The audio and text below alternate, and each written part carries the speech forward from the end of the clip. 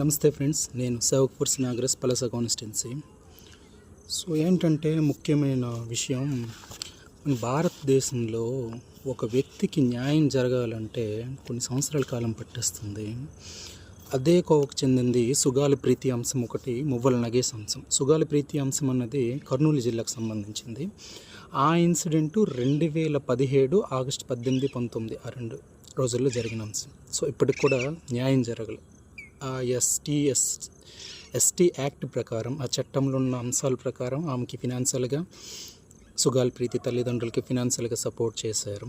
So చనిపోయిన ఆడపిల్ల ఎలా చనిపోయింది ఏంటి, సాక్ష్యాలు తారుమారు చేశారు అన్నీ మనకు తెలుసు. మనకు తెలిసినా సరే న్యాయ వ్యవస్థకి ఎవిడెన్స్ కావాలి. మరి మన పోలీసుల చేత కనవాలి అయిపోయారు ఆ అంశంలోన. సిబిఐ వరకు కూడా వెళ్ళాము, అక్కడ కూడా ఎందుకు అది ఉండిపోయింది, ఎవరి ఇన్ఫ్లుయెన్స్తో ఉండిపోయిందో ముందుకు సాగకుండా. సో దగ్గర అది 8 సంవత్సరాలు జరిగింది. అదే మువ్వల నగేష్ అని శ్రీకాకుళం జిల్లా పలాస కాన్స్టిట్యున్సీ, పలాస నియోజకవర్గం సంబంధించి వజ్రపుకొత్తూరు మండలంలోని నువ్వలరేవు గ్రామానికి సంబంధించిన ఒక అబ్బాయి, బీటెక్ అబ్బాయి. తను శివాని ఇంజనీరింగ్ కాలేజ్లో 2021 జాన్లోన, అంటే జనవరి 23న జాయిన్ అయ్యాడు.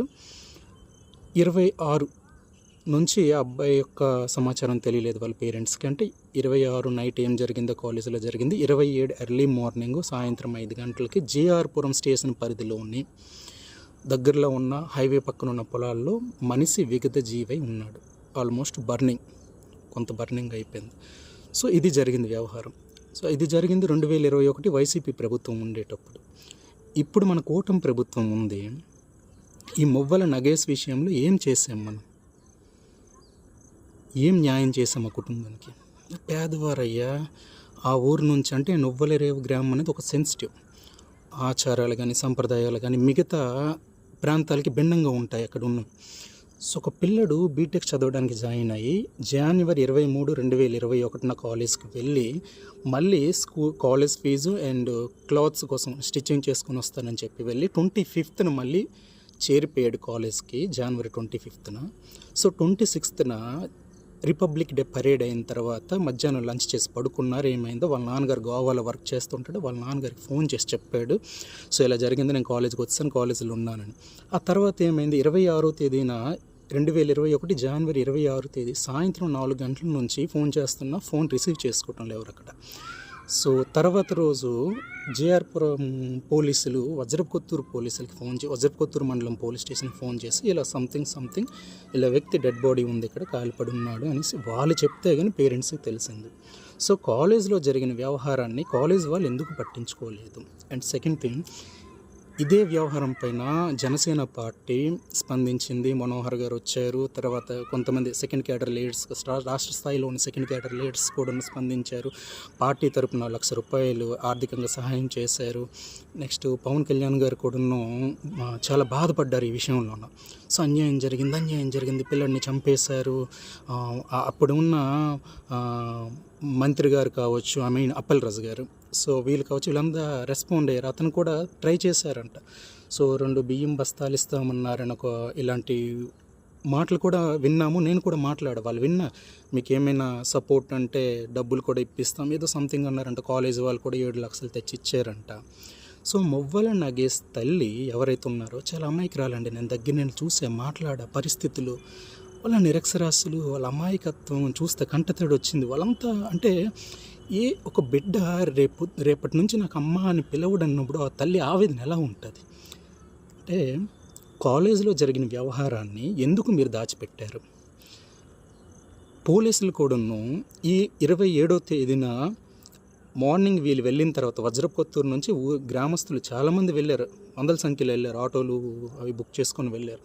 సో అక్కడికి వెళ్ళిన తర్వాత కూడాను కాలేజ్ వాళ్ళు ఏం రెస్పాండ్ అవ్వలే. అట్లీస్ట్ పోలీసులు కూడా అక్కడికి రాలే. వీళ్ళు ఎప్పుడు వెళ్ళి కాలేజీలో వాళ్ళ ఆవేదన ఎవరికి చెప్తారు? ఇంకా కాలేజ్ పెద్దలు పట్టించుకోకపోతే.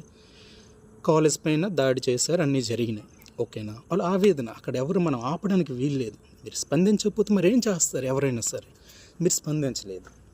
కాలేజ్లో అది జరిగిన తర్వాత మీరేంటి మాట ఇచ్చారు? మీరు పోస్ట్ మార్టం చేస్తాము, మేమే దగ్గర నుండి చేయిస్తామని ఒక డాక్టర్, ప్రముఖ డాక్టర్, మాట్లాడదాం ఆయన గురించి కూడా, చెప్పారు, అన్నీ చేశారు. మరి పోస్ట్ మార్టం రిపోర్ట్స్ ఎక్కడ? సాయంత్రం 7 వరకు మొత్తం దింపేశారు కదా పోలీసుల్ని. మీన్ డిఫరెంట్ వ్యవస్థని, సిఆర్పిఎఫ్లు వీళ్ళంతా వచ్చేసారు కదా గ్రామస్తులను చూసి కాలేజీలో ఏం జరిగిపోతుందేమో అనేసి. సో ఎందుకు మీరు ఆ పోస్ట్ మార్టం రిపోర్ట్స్ కూడా ఇప్పటివరకు ఇవ్వలేకపోయారు? అండ్ సెకండ్ థింగ్, హైకోర్టు కూడా వెళ్ళారు. ఆ రోజు జనసేనలో ఉన్న కొంతమంది అడ్వకేట్స్ వాళ్ళు పట్టుకొని హైకోర్టు వరకు వెళ్ళారు. తర్వాత అది ఆగిపోయింది. ఎందుకులో మనం కూటమి ప్రభుత్వం వచ్చింది కదా, సో మనం చూద్దామా అనేసి. తర్వాత జిల్లా కోర్టుకు వచ్చి అక్టోబర్ అంటే 10వ నెల 2024 జిల్లా కోర్టుకు వెళ్ళారు, శ్రీకాకుళం జిల్లా కోర్టుకి. అది వెళ్ళిన తర్వాత అలాగ సాగి అప్పుడు అక్కడ జడ్జి గారు లేకపోవడం, సంథింగ్ జరగడం. ఏదైతే ఈ కేసుని జ్యోతిర్మాయి అనే ఒక అడ్వకేట్ గారికి అప్పగించారో ఆమె పని ఆమె సక్రమంగా చేశారు. నేను పర్సనల్గా దర్యాప్తు చేసినలోనే, ఈ కేసు స్టడీ చేసిన నేను అబ్జర్వ్ చేసింది ఏంటంటే, జనసేన పార్టీ జ్యోతిర్మాయి గారికి కేసు అప్పగించిన తర్వాత ఎంతో కొంత ముందుకు కదిలింది. అది ఆ తర్వాత ఆమె పోరాటం వల్ల 30/6/2025 ప్రొహిబిషన్ అండ్ ఎక్సైజ్ డిపార్ట్మెంట్ సంబంధించి ఆ జడ్జి గారు అడిషనల్ జడ్జిగా ఉన్నారు. సో ఆమె అది తీసుకొని ఆమె మువ్వల నగేష్ తల్లి యొక్క ఆవేదనని చూసి ఏం జరిగింది ఏంటి ఏం చేశారంటే, ఒక్క నిమిషం, ఇది 27/1/2021 జేఆర్పురం పోలీస్ స్టేషన్ పరిధిలో కేసు పెట్టేటప్పుడు ఇది మా పిల్లడు ఎలా చనిపోయాడు ఏంటని వీళ్ళు ఆవేదన వ్యక్తం చేశారు. ఇవి రెండు, దిస్ వన్ కేసు ఫైల్ చేసినప్పుడు వీళ్ళు రిటర్న్గా రాసిచ్చింది ఇది. సో ఇది చేసిన తర్వాత హైకోర్టుకు కూడా వెళ్ళారు. సో ఆ పేపర్స్ నా దగ్గర లేదు, తర్వాత నేను ఇచ్చేస్తాను. తర్వాత 2024, సో ఇక్కడ కనిపిస్తుంది కదా, 22/10/2024 ఇది జిల్లా కోర్టులో వేసినప్పుడు. ఇది అక్కడి నుంచి ఏంటైంది, సో అందులో లాస్ట్కి 30/6/2025 ఈ రోజుకి judge, so additional judge judicial magistrate first class Srikakulam, special judicial magistrate first class prohibition and excise Srikakulam. So ఈమె ఆర్డర్స్, లేడీ జడ్జ్ ఈమె ఆర్డర్స్తో విలేట్ చేశారంటే కేసుని మిస్టేక్ ఆఫ్ ఫ్యాక్ట్ అనేసి క్లోజ్ చేస్తారు ఈ పోలీసులు, ఎవరైతే ఆ జేఆర్పురం పరిధిలో ఉన్న అప్పటి పోలీసులు ఎస్ఐ గారు వాళ్ళు. సో ఒరిజినల్గా అక్కడ జరిగింది ఏంటి అనేసి అంటే, ఈ తల్లిదండ్రులు ఏం చెప్తున్నారు అనేసి అంటే, మా పిల్లడిని కాలేజీలోనే ఏదో జరిగింది, కాలేజీలోనే చంపేశారు. సో వీళ్ళప్పుడు ఇన్వెస్టిగేషన్ చేసినప్పుడు కాలేజ్ యాజమాన్యాన్ని ఎందుకు మీరు ప్రశ్నించలేదు, వాళ్ళని ఎందుకు చేర్చలేదు? మిస్టేక్ ఆఫ్ ఫ్యాక్ట్ అనేసి అలాగే మీరు రాసేస్తారండి ఎస్ఐ గారు. మిస్టేక్ ఆఫ్ ఫ్యాక్ట్ అని మీరు ఎలా రాసేస్తారు, మిస్టేక్ ఆఫ్ ఫ్యాక్ట్ అనేసి? ఓకేనా, ఇది ఎంత ఇది? సో అది జరిగిన తర్వాత ఈ జడ్జి గారు చూసి ఇది మళ్ళీ రీఓపెన్ చేయమని చెప్పారు. కేసు రీఓపెన్ చేసిన తర్వాత మీరు ఎందుకు ప్రెస్ మీట్ పెట్టలేదు?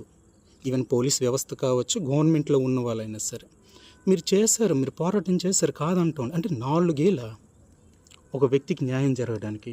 అయ్యో తల్లిదండ్రులు అడుగుతున్నారు, నా కొడుకు ఎలా చనిపోయారు ఏంటని అడుగుతున్నారు. మీరు అది బయట పెట్టండి, మీ దగ్గర ప్రూఫ్స్ ఉంటాయి. నేను ఇది పర్సనల్గా నేను స్టడీ చేసినప్పుడు కొంతమందిని కలిసినప్పుడు ఏంటన్నారంటే, వ్యక్తిగతంగా తనని తానే ఆత్మహత్య చేసుకున్నాడని. ఒక చిన్న పిల్లాడు అంటే 17.5 years 18 అంటే 18 కూడా నిండిన పిల్లాడు ఆత్మహత్య చేసుకోవడానికి ఇల్లు లేదా, పక్కన సముద్రం లేదా, కాలేజ్కి వెళ్ళి 2 days తర్వాత జాయిన్ అయ్యి అక్కడ ఆత్మహత్య చేసుకుంటారా? మీరు లేని కబుర్లు. అంటే పిల్లడు చచ్చిపోయాడు కదా, మరి బయటికి రాలేడు కదా, చచ్చిపోయినాడు మళ్ళీ వెనక్కి రాలేడు కదా, మనం ఏం చెప్పినా జరిగిపోతుంది కదా. సో వాడిని అలా చేస్తారు. మువ్వల నగేష్ కుటుంబానికి వెనక ఎవరూ లేరు, ఏం చేస్తారు అనేసి కదా మీరు. అంటే మన పోలీసులు కూడా మాత్రం తెలియదండి. ఒక 18 సంవత్సరాల పిల్లడు, 18 నిండిన పిల్లడండి, బీటెక్ చదవడానికి వెళ్ళాడు. వాడు ఎందుకంటే ఆత్మహత్య చేసుకుంటాడు? సరే ఆత్మహత్య చేసుకున్నాడని మీరు చిత్రీకరించారు. ఆ ఆత్మహత్య చేసుకోవడానికి ఏదో అన్నారు కదా, పెట్రోల్ కొనుక్కున్నాడు, పెట్రోల్ బంక్కి వెళ్ళాడు, నడుచుకొని వెళ్ళాడు, ఏవో రికార్డ్స్ అయినాయి అన్నారు, వీడియోస్ అన్నారు కదా. మరి ఎందుకంటే మీరు బయట పెట్టలేదు? ఆ తల్లిదండ్రుల ఆవేదనని ఎవరు అర్థం చేసుకుంటారు? సుగాలి ప్రీతిలో ఎవిడెన్స్ ఎగిరిపోయినాయి కదా. మువ్వల నగేష్ విషయంలో తల్లిదండ్రులు కాలేజ్లో రక్తపు మార్కులు ఉన్నాయంటే కాకి రక్తం అంటారా దర్యాప్తు అధికారి సిఐ గారు? కాకి రక్తమా? సిఐకి చెప్పిందా అది కాకి నాదే నా రక్తం అని? సిఐకి ఏమని చెప్పిందా? సెకండ్ థింగ్, ఒక వ్యక్తి అంటాడు కిల్లీ మార్కులు అంటాడు. అంటే శివాని ఇంజనీరింగ్ కాలేజీలోన ఖచ్చితంగా చదవాలంటే స్టూడెంట్స్ కిల్లీని నవ్వులుకొని ఉండాలి, మ్యాండేటరీ అని ఏంటి అది? మీకు ఇష్టం వచ్చినట్లు మీకు అనుకూలంగా ఇందులో ఎవరు ఉన్నారు అసలుకి? ఇప్పుడు కూటమి ప్రభుత్వం అధికారంలో ఉంది కదా, సో భయం ఎందుకు? అది జరిగింది వైసీపీ హయాంలో జరిగింది కదా. న్యాయం చేయలేమా? సుగాలి ప్రీతికి అలాగే చేస్తాం కదా. సుగాలి ప్రీతి తెలుగుదేశం అధికారంలో ఉన్నప్పుడు జరిగింది, ఆ పిల్లని అలాగే చేస్తాం. ఇప్పుడు మువ్వల నగేజ్ని కూడా అలాగే చేస్తాం. ఏం జరుగుతుంది అసలుకి? కోర్టు కూడా ఆర్డర్ ఇచ్చింది. ఈ కోర్టు, జిల్లా కోర్టు ఏం జరిగింది? మువ్వల నగేష్ తల్లి మువ్వల సుందరి అండ్ వాళ్ళ మేనమామ అండ్ మువ్వల మేఘనాథ్, వీళ్ళు ముగ్గురు, మువ్వల సుందరి, Loknath Behra, Bowenpally Loknath Behra and Muvvala Meghnath. So వీళ్ళు ముగ్గురు ఇచ్చిన వీళ్ళు ఏదైతే స్టేట్మెంట్ ఇచ్చారో దాన్ని ఆధారంగా చేసుకొని జిల్లా జడ్జి గారు మీకు ఎవరైతే ఈ స్టేషన్ హోమ్ ఆఫీసర్ ఉన్నారో జేఆర్పురం స్టేషన్ పరిధిలో ఉన్న, సో వీళ్ళని అడిగారు, మీరు ప్రతి వారం కూడా రిపోర్ట్ చేయమని చెప్పారు, ప్రతి వారం కూడా. సో మీరు ఎందుకు ఇప్పటివరకు 2 సార్లు రిపోర్ట్ చేశారంట ఆగస్టులో, తర్వాత ఎందుకు మీరు రిపోర్ట్ చేయలేకపోయారు? ఇదంతా ఏం జరుగుతుంది? సో పేదవాడు, లేనివాడు ఏం జరుగుతుంది? మేమేం చేసిన అయిపోతుంది. మీరు నాయకులా? మరి నియోజకవర్గంలో ఉన్న జనసేన నాయకులు ఎక్కడికి వెళ్ళిపోయారు? దుర్గారావు గారు, హేహెచ్కి, మీరంతా నాయకులని చెప్పుకుంటున్నారు కదా. ఈ ఎంటైర్ ఎపిసోడ్లోన జెన్యూన్గా అక్కడి వరకు జెన్యూన్ నడిచారు ప్రభుత్వం అధికారంలో రాక వరకు. ప్రభుత్వం మీ పార్టీ అధికారంలో రాకముందు వరకు మీరు జెన్యూన్గా వెళ్ళారు. అప్పట్లో చెప్పాలంటే మూగు శ్రీనివాస్ కూడా జనసేనలో ఉండడు, ఆయన సపోర్ట్ చేశాడు, ప్రెస్ మీట్ పెట్టడం అన్నీ చేశాడు, ఆయన మెచ్చుకోలేక ఉన్న అంశాలను. సో ఇక్కడికి వచ్చినప్పటికి మన జనవాహినిలోన అంటే 3వ తేదీ 6వ నెల 2025 సంతోష్ కుమార్ పండ వెళ్ళారు, ఆ బ్రదర్ వెళ్ళారు, మీ ఫ్యామిలీ వెళ్ళారు, జనవాహిని పెట్టారు. సో 90 రోజుల్లోనే అది పరిష్కారం అవ్వాలి. అక్కడ నుంచి ఏంటి అప్డేట్స్ వచ్చినాయి? ఎందుకు మీరు ఇంత కాలయాపన చేస్తున్నారు? ఎవరున్నారు దీని వెనక? కాలేజీని ఎందుకు మీరు చేర్చలేదు? ఒక 10 రోజుల్లోన ఒక 10 రోజులు నేను వెయిట్ చేస్తాను. ఇది ఇంకా మీరు ఇలానే సాగిస్తారా, ఆపుతారా అన్నది చూస్తాను.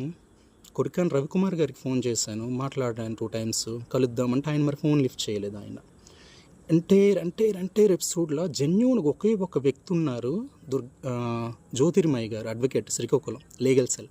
సో ఆమెని కలిసి నేను ఈ పేపర్స్ తీసుకొని ఆమెతో కూడా ఏమైనా వీళ్ళందరూ ఎవరైనా ఇన్ఫ్లుయెన్స్ చేస్తున్నారేమో అనుకున్నాను. జెన్యూన్గా ఉన్నారు ఆమెకు కూడా మీరు ఎందుకు సపోర్ట్ ఇవ్వలేకపోయారు? మీరు ప్రెస్ మీట్ ఎందుకు పెట్టలేదు? కేసు రీఓపెన్ అయ్యింది, ప్రెస్ మీట్ ఎందుకు పెట్టలేదు? పోలీసులు ఎందుకు దాస్తున్నారు?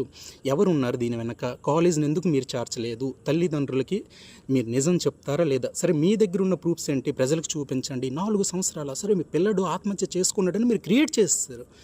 ఆత్మహత్య చేసుకుంటే అవి పెట్టడానికి మీకు ఎందుకు భయం? మీరు నాయకులేనా? ఇదేనా వ్యవస్థ? ఇది ప్రజాస్వామ్యమా? ఒక అమాయకురాలైన ఆడపిల్లకి అక్కడ చంపేశాం సుగాలి ప్రీతిని. ఎన్నో జరిగినాయి ఇలాంటి మర్డర్లు. ఆమెను కూడా కాపాడుకోలేకపోయాం. అట్లీస్ట్ న్యాయమైనా జరుగుతుంది అంటే ఇన్ని సంవత్సరాల వీడిని కూడా అలాగే చేసేస్తామా? మొబైల్ నగేస్ కుటుంబాన్ని కూడా ఏం చేస్తున్నారు మీరంతా? ఒక 10 రోజులు చూస్తాను, ఎందుకంటే ఆల్రెడీ 4 సంవత్సరాలు దాటిపోయింది, 4.5 సంవత్సరాలు అయిపోయింది. అది నేను పర్సనల్గా తీసుకున్నాను, చూస్తాను. మీరు కానీ ముందడుగు వేయకపోతే ఖచ్చితంగా అది దాని వెనక ఉన్నది ఎవరు అన్నది మాత్రం ప్రపంచానికి చెప్పే రోజు దగ్గరలోనే ఉంది. ఖచ్చితంగా అది చెప్పి తీరుతాం, ఖచ్చితంగా జరుగుతుంది. అది ఒక 10 రోజులు వెయిట్ చేస్తాను, చూద్దాం మీరేం చేస్తారు. అయినా మన ఎస్పీ గారు యంగ్ పర్సన్ అయినా, సో ఆయన ఇది కొంచెం వ్యక్తిగతంగా తీసుకొని మీరు న్యాయం చేయండి సార్, మీరు న్యాయం చేయండి. పాపము తల్లి కదా, ఆవేదన ఎవరికి చెప్తుందా తల్లి? ఆ అన్న బాధపడుతున్న 4 సంవత్సరాల నుంచి తిరుగుతున్నారండి న్యాయం కోసం. ఇంత ఇంత ఇంత దారుణమైన పరిస్థితుల్లో మనం ఉన్నామా? ఇదే మన కుటుంబంలో ఎవరికైనా జరిగితే ఆ బిడ్డని తెచ్చివ్వగలరా? సుగాలి ప్రీతిని తేగలమా? మొబైల్ నగేసిని తేగలనట్టు ఇవన్నీ జరుగుతున్నాయి. ఒకటి కాకపోతే ఒకటైనా సరే న్యాయం చేయగలుగుతున్నామా?